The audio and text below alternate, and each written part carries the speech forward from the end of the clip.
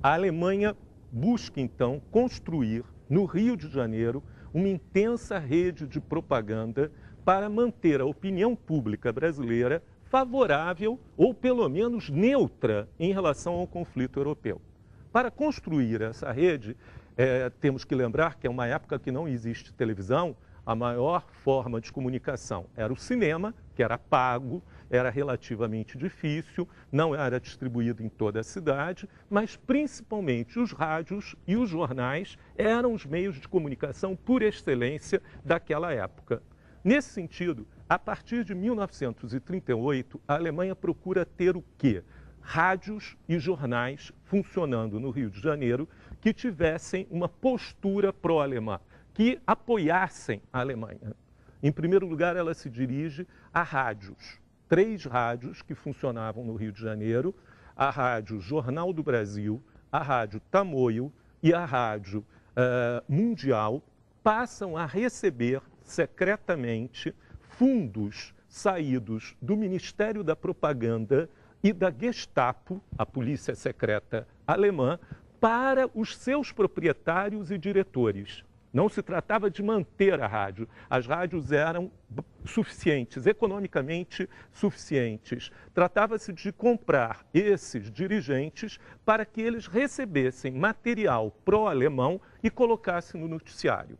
Normalmente esse material era distribuído por uma agência de notícias alemã, a Transocean, né? Ou vinha através de uma outra agência chamada Havas ou Havas, né? Esse material, então, era passado para o setor de jornalismo e tinha notícias onde os ingleses e os americanos apareciam como os agressores, como os culpados da guerra, e os alemães eram vitimizados. Esses pagamentos eram feitos aos responsáveis pelas rádios e estão documentados detalhadamente nos arquivos da Gestapo em Berlim. As pessoas que recebiam e os valores que eram pagos. Não eram os jornalistas que recebiam, eram os proprietários ou os diretores da rádio que recebiam em forma pessoal para eles. E então eles permitiam que essa propaganda vinda da Alemanha fosse veiculada.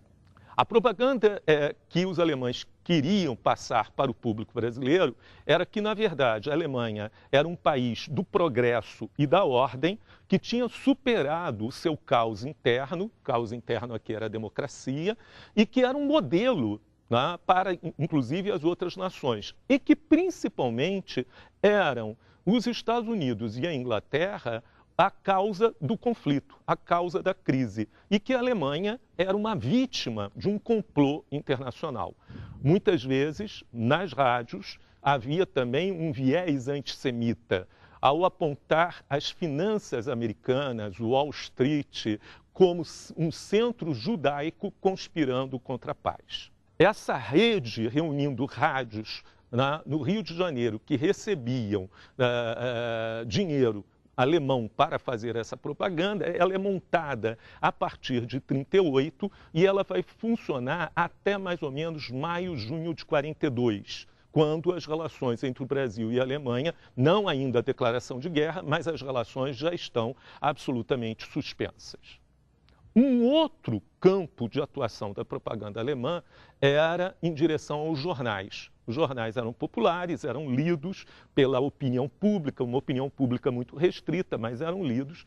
Nesse sentido, eles procuraram, através da Gazeta de Notícias e principalmente de um jornal novo, que era um grande experimento em jornalismo, chamado Meio-Dia, né, trazer a opinião e colocar materiais favoráveis aos interesses alemães.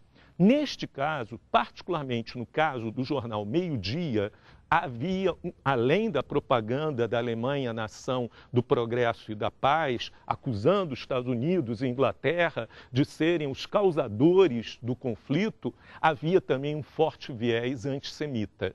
Se falava e se tentava justificar a notável política racista alemã. Nesse caso, era muito mais ideológico e muito mais claro nos jornais do que nas rádios.